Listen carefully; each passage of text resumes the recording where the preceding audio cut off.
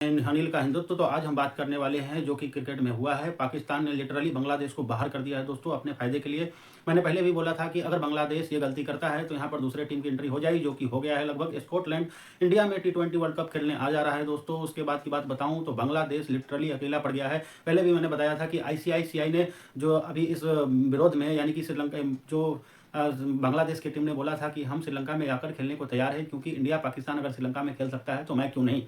लेकिन प्रॉब्लम ये था दोस्तों कि ये इतना नज़दीकी बात हो गई थी कि इसका कोई भी डिसीजन नहीं लिया जा सकता था। दूसरी बात ये है कि बांग्लादेश कुछ ऐसा टीम नहीं है जो कि वर्ल्ड कप में उसको खिलाने के लिए पूरी दुनिया की टीम परेशान हो। इसीलिए जो है आईसीआईसीआई ने इस बात को लेकर एक बोर्ड मीटिंग बैठाई, जिसमें वोटिंग हुई और लगभग 16 में से 14 वोट इंडिया के पक्ष में आया, 2 वोट गया बांग्लादेश के पक्ष में। और आपको बताऊं, बांग्लादेश के पक्ष में जो वोट गया है वो पहला जो वोट है वो है बांग्लादेश का और दूसरा है पाकिस्तान का। तो पाकिस्तान का यहाँ साफ मंशा था कि बांग्लादेश को कैसे बर्बाद किया जाए। भले ही बांग्लादेश पाकिस्तान को अपना समझता हो, लेकिन पाकिस्तान कभी भी बांग्लादेश को अपना नहीं समझेगा। तो उसका ये क्लियर साबित हो गया है कि दोस्तों उसको क्रिकेट से कैसे बर्बाद किया जा रहा है। और लिटरली जो है कि बांग्लादेश को लगभग 300 से 350 करोड़ का नुकसान होने जा रहा है इस टी20 वर्ल्ड कप में। नुकसान इंडिया को भी है, लेकिन इंडिया को देखा जाए तो कुछ भी नहीं है, थोड़ा बहुत नुकसान है।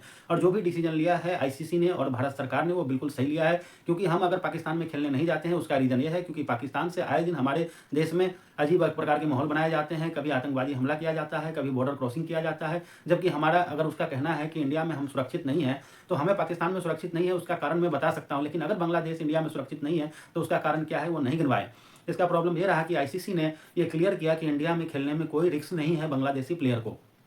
फिर भी बांग्लादेशी प्लेयर के बातों पर जो बांग्लादेश सरकार ने इस तरीके से जो डिसीजन लिया है। और दूसरी बात बताऊं, प्रॉब्लम बांग्लादेश से ज़्यादा हमारे यानी कि इंडिया को और हमें है, क्योंकि अगर वो देश हमारे देश में खेलने आ रहा है तो ये हमारे लिए भी दुख की ही बात है देखा जाए तो। कारण कि वहाँ पर हमारे हिंदुओं के साथ अत्याचार और उसको एक तरह से जलाकर मार दिया जा रहा है धर्म के नाम पर, और हिंदुओं को वहाँ पर चैन से जीने नहीं दिया जा रहा है। और वहीं हमारे देश में इतने मुसलमान होने के बावजूद भी वो हमारे देश में कह रहे हैं कि आपके देश में हमारे खिलाड़ियों को खतरा है। ये प्रॉब्लम जब शुरू हुई थी जब केकेआर ने मुस्तफिर रहीम को बाहर निकाल दिया था अपने टीम से, यानी कि रिलीज कर दिया था, आईपीएल में खेलने से इनकार कर दिया था सिलेक्ट होने के बावजूद। लेकिन मैं वो उसका कारण ये था कि हमारे देश में जब इस तरह से माहौल बना कि बांग्लादेश में हिंदुओं को मारा जा रहा था और कई हिंदू मारे गए, इसी वजह से हमारे देश की जनता भड़क गई, जिसके कारण ये डिसीजन हो गया कि उसको रिलीज करना पड़ गया। और उसको इतना बढ़ा चढ़ा कर बांग्लादेश ने ऐसा डिसीजन लिया कि वर्ल्ड कप से बाहर होने का सोचा और वर्ल्ड कप को बॉयकॉट कर दिया।